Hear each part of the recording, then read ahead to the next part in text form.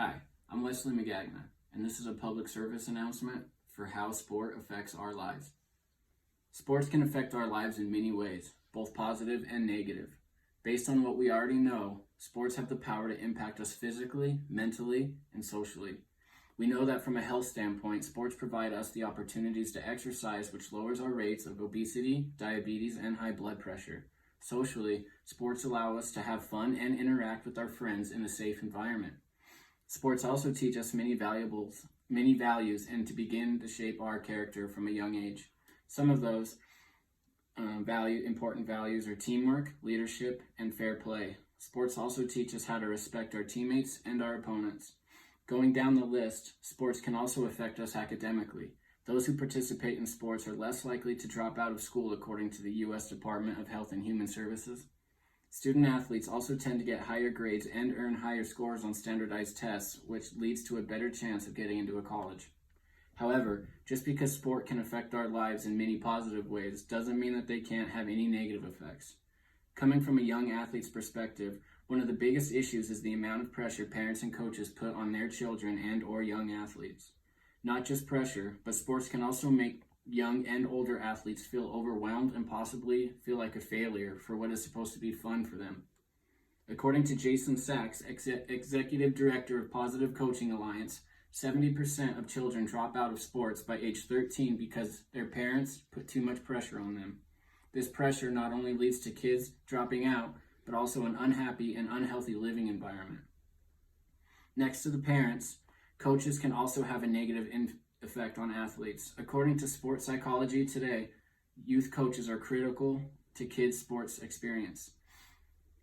When athletes are being bullied and singled out by their coaches, they begin to have doubts about their ability to perform. This doubt not only leads to performance issues, but also fear. So pulling a 10-year-old over to the sidelines and deciding to yell at him or her after they've done something wrong is not the appropriate approach to help motivate your player. However, many coaches engage in this behavior anyways. Even as these athletes get older, this amount of unfair pressure does not go away. With the perspective of college scholarships and the earning potentials for professional athletes constantly increasing, youth sports are becoming much more highly specialized to groom these single sport or elite athletes for a particular future. According to Bobby Quinn, co-founder of Gladiator Custom Mouthguards and former Division I athlete, the driving force behind this is the parents. It's important to remember that the whole point of youth sports is for kids to have fun, be exposed to new things, and have them learn valuable life lessons. According to YellowBrickProgram.com, after surveying 1,000 Americans, only 24% of the respondents said that they were never disciplined for poor sport performance. When asked where that pressure came from, 42% said their coaches, 27% said their friends, 21% from their dad, 6% from their mom, and 3% from their siblings. So let's ask ourselves, is the pressure we are putting on our kids and young athletes beneficial in the long run? According to this same survey, only 32% said their highest level of achievement playing sport happened in youth sports. 53% went on to play in high school, 12% in college, and only 1% professionally. When asked to look back on their experience of youth sports, many respondents said they felt pressure to keep playing despite not wanting to play anymore. The highest percentage of those who said yes were from ages 18 to 25 at 57%, followed by another 52% ages 26 to 33. According to this survey, millennials are 10 times as likely to feel that pressure by their parents and coaches as baby boomers. In order to fix this problem, we must find a balance.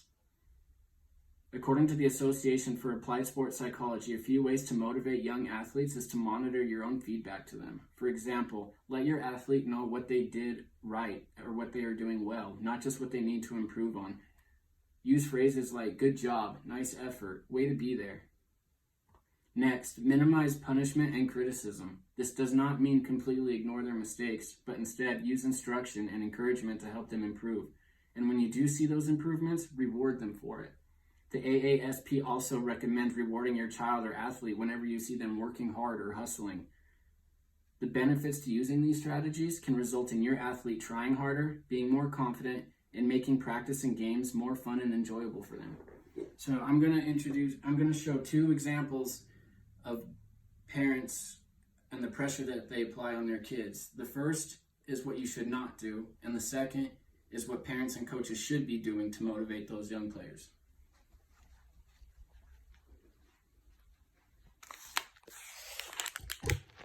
My friend Bailey here will be playing my mom, and I will be playing a 10-year-old kid who just dropped a game-winning touchdown in the Little League Championship.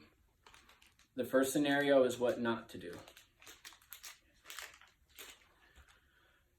I'm sorry, Mom. I know I messed up. I should have had that catch.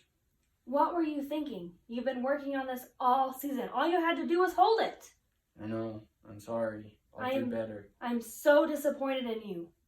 You are going to be in trouble when you get home. You should have practiced harder than this. You should have known better. I know. I'll get it right next time. The next is the positive way to motivate young players and young athletes. I'm sorry, Mom. I know I should have had that catch. I'll do better next time, I promise. It's okay, honey. I know that you worked really hard this season, and I'm proud of you. It's all right. There are going to be other seasons, but the most important thing is that you had fun.